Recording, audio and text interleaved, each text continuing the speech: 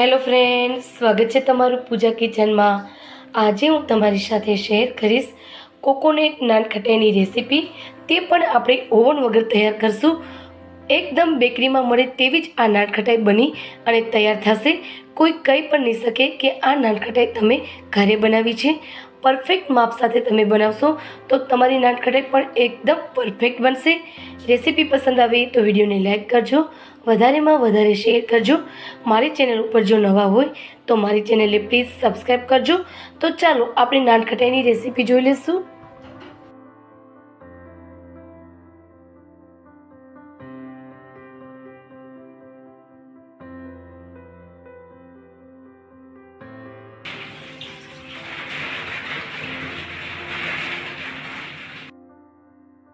Coconut nankhatai બનાવવા માટે આપણે એક નાનું વાસણ લીધું છે। તેમાં 5 ચમચી જેટલું ઘી લીધું છે।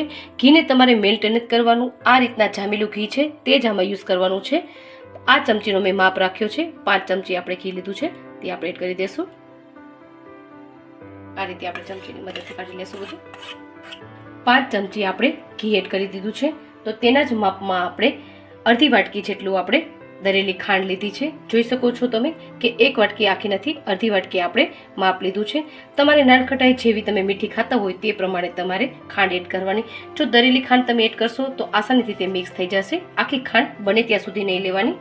હવે બંને વસ્તુને આપણે ફેટવાનું છે। એકદમ લિક્વિડ ફોર્મમાં ન આવે ત્યાં સુધી તમારે સતત તેને ફેટતા જ રહેવાનું છે। આ રીતે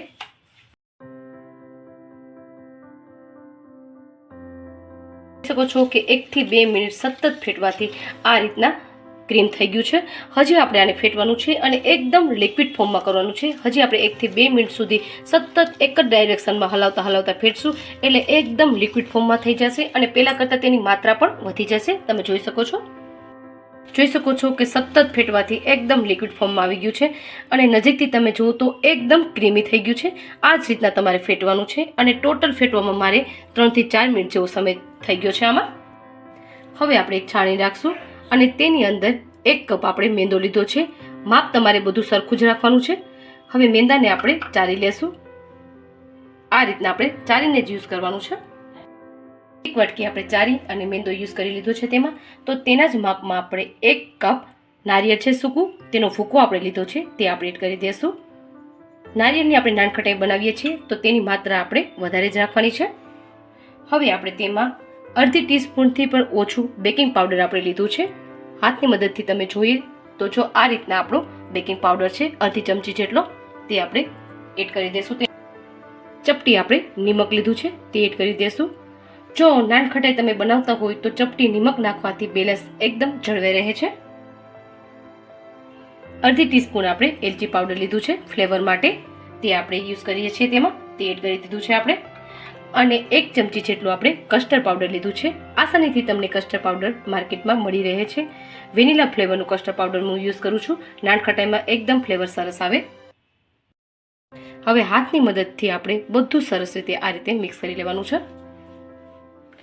જો મિક્સ કરતાં તમને એમ લાગે કે આ થોડુંક કોરું છે અને મિક્સ નથી થતું તો તમે આની અંદર દૂધ એડ કરી શકો છો। અને દૂધ પણ વધારે પડતું નહીં, તમારે અડધી ટીસ્પૂન જ દૂધ આમાં યુઝ કરવાનું છે, નકર માપ તમારું પરફેક્ટ હશે તો આ રીતના બાઇન્ડ થઈ જશે, દૂધની પણ જરૂર નહીં પડે।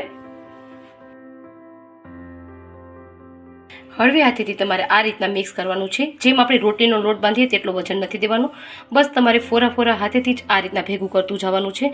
જો બહુ વજન દેશો તો તમારી નાનખટાઈ એકદમ ક્રિસ્પી અને ખાવામાં સોફ્ટ નહીં બને, થોડીક ચવર થઈ જશે, તે વાતનું તમારે ખાસ ધ્યાન રાખવાનું છે। હળવે હાથેથી જ બધી પ્રોસેસ કરવાની છે આમાં। જોઈ શકો છો કે હળવે હાથેથી લોટને આપણે આ રીતના ભેગો કરી લીધો છે। જો તમારાથી ભેગો ન થાય તો તમે 1 ચમચી જેટલું દૂધ એડ કરી શકો છો અને મેં આમાં દૂધનો ઉપયોગ નથી કરેલો। પરફેક્ટ માપ હોય એટલે તમારે દૂધની જરૂર નહીં પડે। હવે આપણે ઓવન વગર નાનખટાઈ બનાવીએ છીએ તો તે માટે આપણે કઢાઈમાં બનાવશું। તો જે આપણે ડીશ લીધી છે તેમાં આપણે તેલ વડે ગ્રીસ કરી લેશું આ રીતના અને તેના ઉપર આપણે બટર પેપર રાખવાનું છે। જો બટર પેપર ના હોય તો તમે ઘરના કોઈ પણ ચોપડામાંથી 1 પેજ તોડી અને તેમાં તમે બટર પેપર બનાવી શકો છો। આ રીતના જોઈ શકો છો કે મેં બટર પેપર ઘરે જ બનાવેલું છે। આ રીતના આપણે બટર પેપરને પણ તેલ વડે જે ગ્રીસ કરેલી ડીશ છે તેના ઉપર રાખી દઈશું અને તેના ઉપર પણ આપણે આછું આ રીતના તેલ લગાડી લેશું। જોઈ શકો છો કે ડીશની ઉપર આપણે બટર પેપર રાખી અને તેલ વડે ગ્રીસ કરી લીધી છે. હવે ડીશને આપણે સાઈડમાં રાખી દઈશું અને નાનખટાઈ આપણે બનાવવાનું શરૂ કરશું.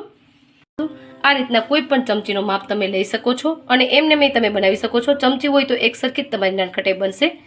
આ રીતના આપણે ચમચીમાં લઈ લીધી છે. હવે હાથ વડે આપણે થોડુંક પ્રેસ કરી લેશું જેથી કરીને નાનખટાઈ આપણી એક સરખી જ નીકળે. આ રીતે હવે આપણે હળવે હાથેથી હાથમાં લઈ લેશું નાનખટાઈને. જોઈ શકો છો હાથની મદદથી આ રીતના શેપ આપી દેવાનો છે પાછો. આ રીતના આપણે બધી નાનખટાઈ બનાવતા જશું અને એક પ્લેટમાં રાખતા જશું.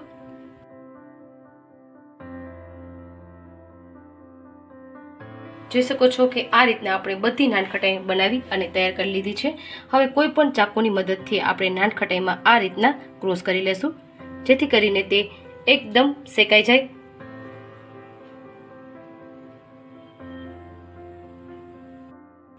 જોઈ શકો છો કે બધી નાનખટાઈમાં આપણે ક્રોસ કરી લીધા છે. ક્રોસ કરવાથી જેથી કરીને અંદર સુધી નાનખટાઈ આપણી સરસ રીતે શેકાઈ જાય. અને સાઈડમાં આપણે નારિયેળનો ભૂકો લીધો છે એટલે આ રીતના નારિયેળનો સૂકો જે પાવડર આવે છે તે લીધો છે. તેમાં આપણે કોટ કરી લેશું નાનખટાઈને.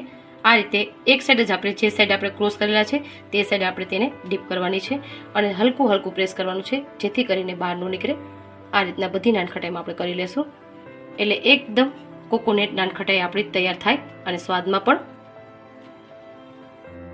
હવે બટર પેપર વાળી જે ડીશ છે તેમાં આપણે નાનખટાઈ એડ કરતા જશું આ રીતે અને થોડી થોડી જગ્યા રાખીને તમારે નાનખટાઈ મૂકવાની છે જેથી કરીને શેકવામાં એકબીજાને આસાની રહે અને આ થોડીક ફૂલશે એટલે તમારે જગ્યા રાખવાની છે.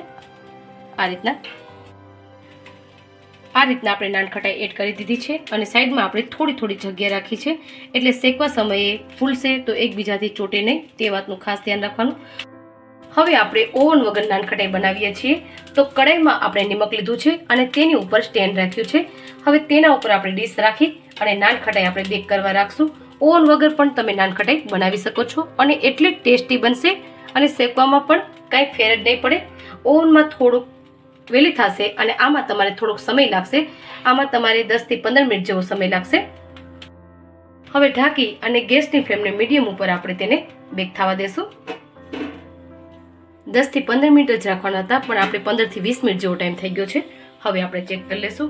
જોઈ શકો છો કે આપણે કોકોનટ નાનખટાઈ એકદમ તૈયાર છે અને પરફેક્ટ શેકાઈ ગઈ છે.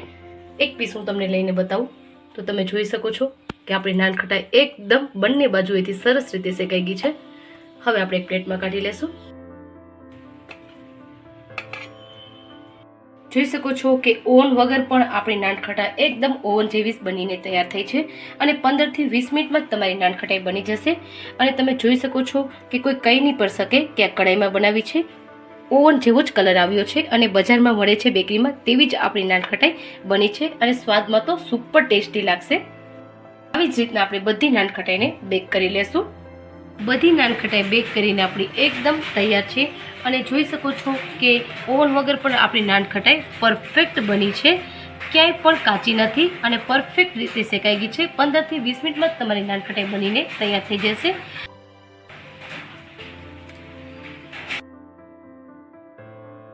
તો કેવી લાગી તમને આ નાનખટાઈની રેસીપી? છે ને એકદમ સહેલી રીતથી ઓવન વગર પણ તમે ઘરે બનાવી શકો છો અને એકદમ બેકરી જેવી જ તમારી નાનખટાઈ બનીને તૈયાર થશે અને સ્વાદમાં તો સુપર ટેસ્ટી બનશે. તો ચોક્કસથી ઘરે ટ્રાય કરજો અને કોમેન્ટ સેક્શનમાં મને જરૂરથી જણાવજો કે તમને આ નાનખટાઈ કેવી લાગી. જો તમને આજની અમારી નવી રેસીપી પસંદ આવી હોય તો વિડીયોને લાઇક, શેર, સબસ્ક્રાઈબ કરજો. બાજુમાં રહેલા બેલ આઇકનને જરૂરથી દબાવજો.